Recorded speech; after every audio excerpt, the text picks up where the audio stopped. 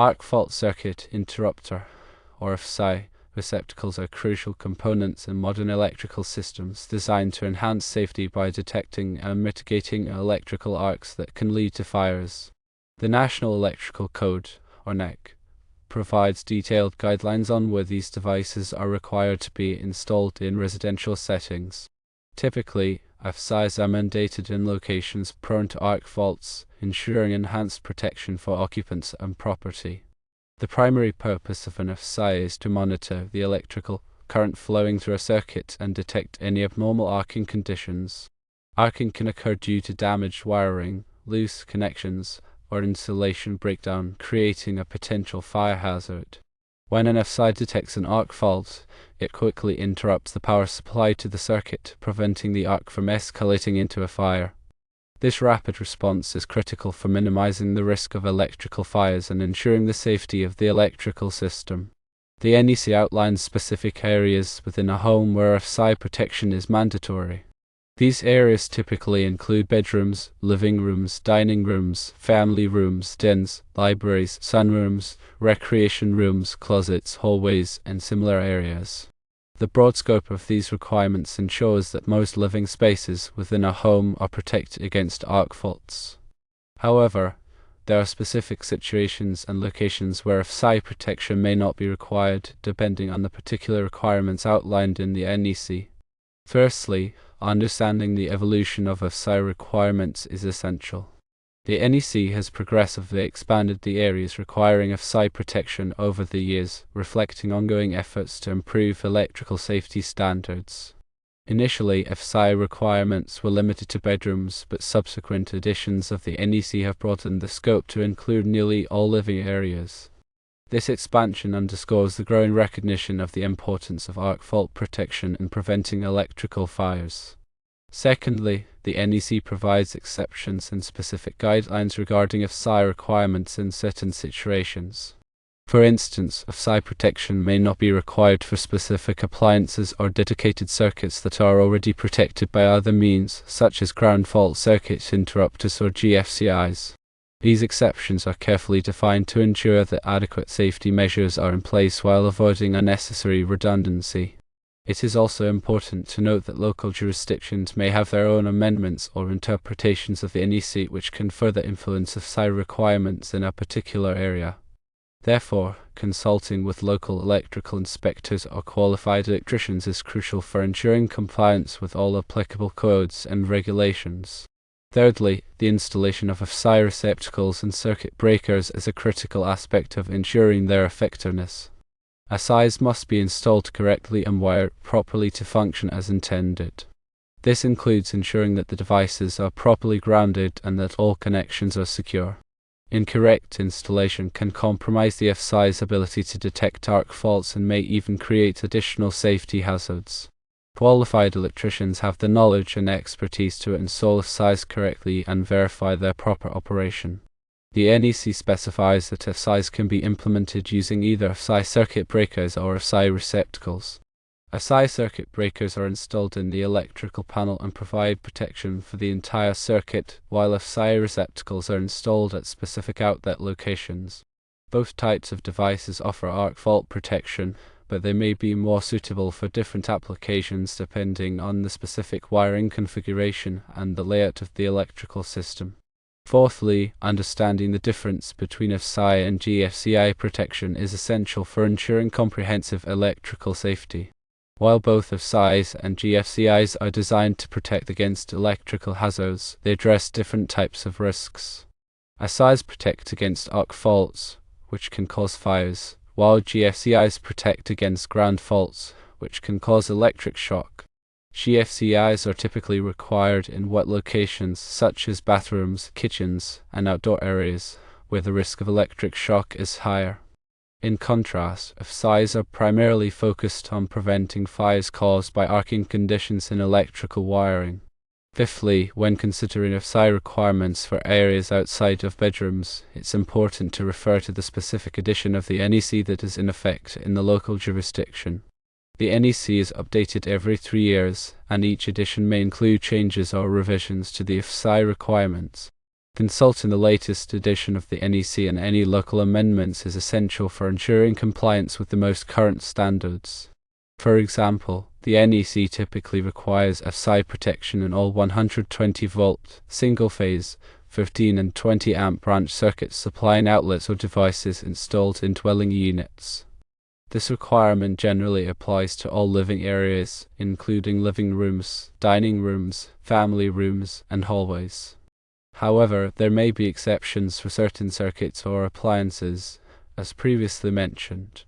Sixthly, when evaluating the need for AFCI protection in specific areas, it's important to consider the potential sources of arc faults. Arc faults can occur due to damaged wiring, loose connections, or insulation breakdown. Areas with a high concentration of electrical appliances or devices may be more susceptible to arc faults. For example, a home office with multiple computers, printers, and other electronic equipment may benefit from AFCI protection to reduce the risk of electrical fires.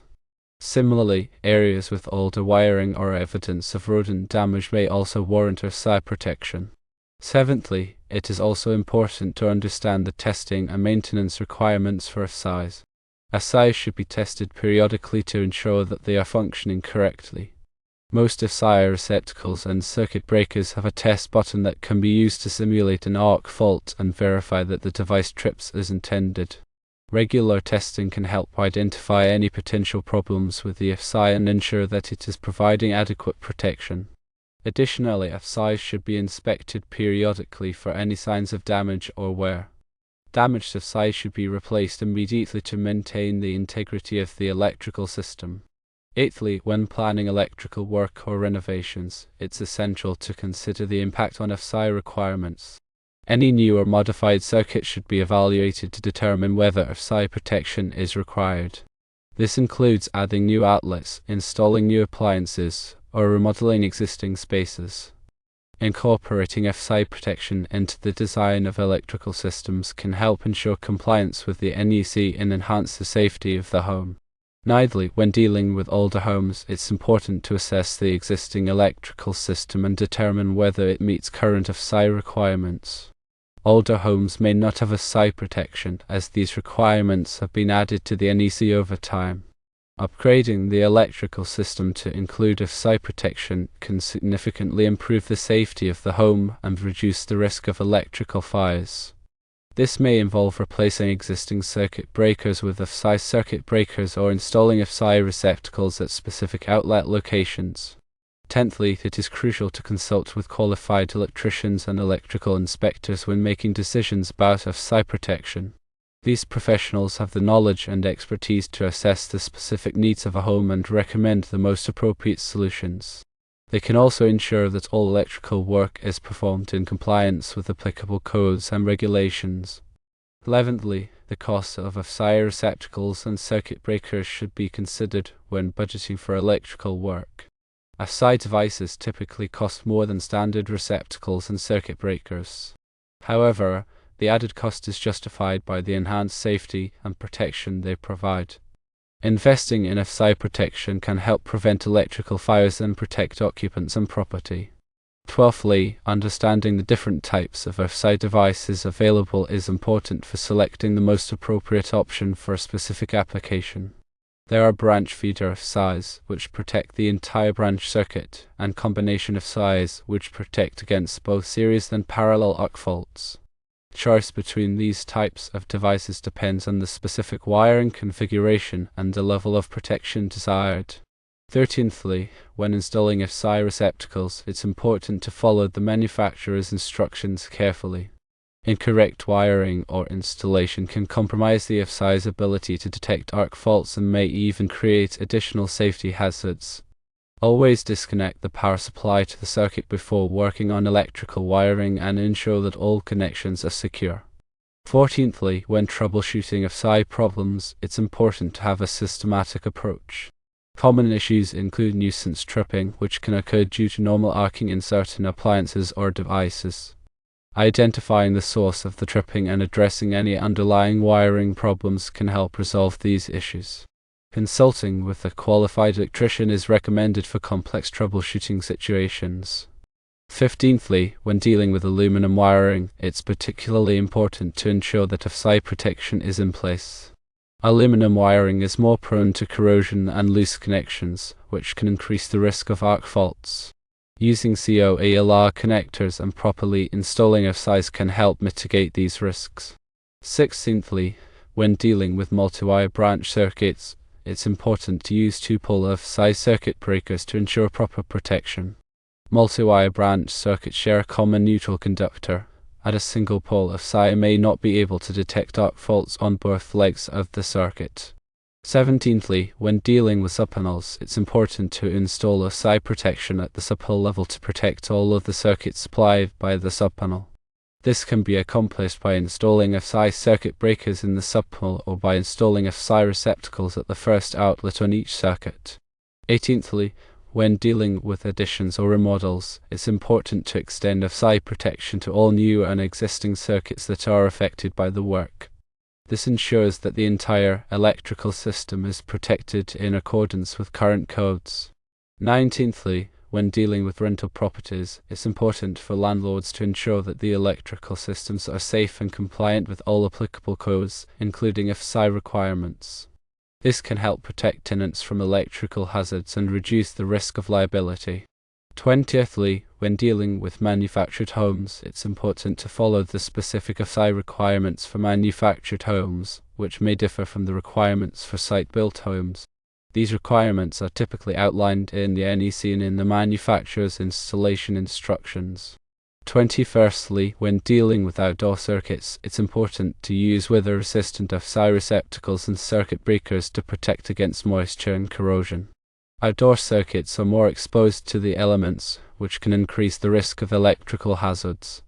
22ndly, when dealing with swimming pools and hot tubs, it's important to follow the specific AFCI and AFCI requirements for these installations, which are designed to protect against electric shock hazards.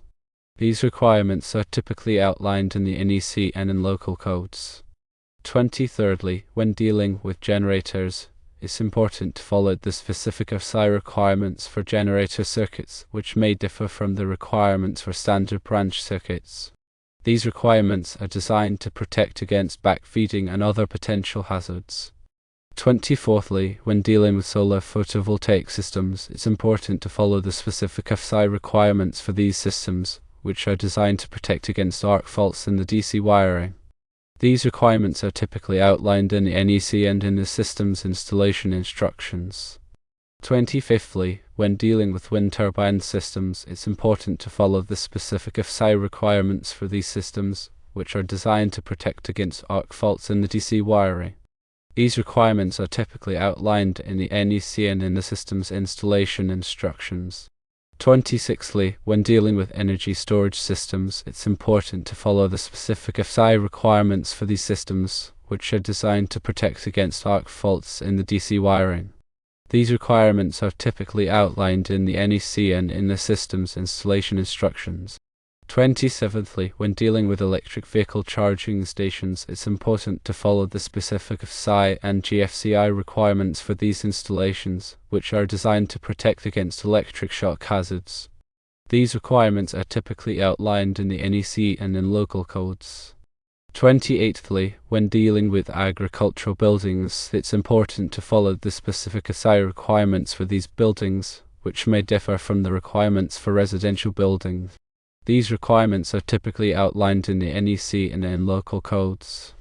29thly, when dealing with commercial buildings, it's important to follow the specific AFCI requirements for these buildings, which may differ from the requirements for residential buildings. These requirements are typically outlined in the NEC and in local codes. 30thly, when dealing with industrial buildings, it's important to follow the specific AFCI requirements for these buildings, which may differ from the requirements for residential buildings. These requirements are typically outlined in the NEC and in local codes. The specific requirements for AFCI protection are outlined in the NEC, specifically in Article 210.12.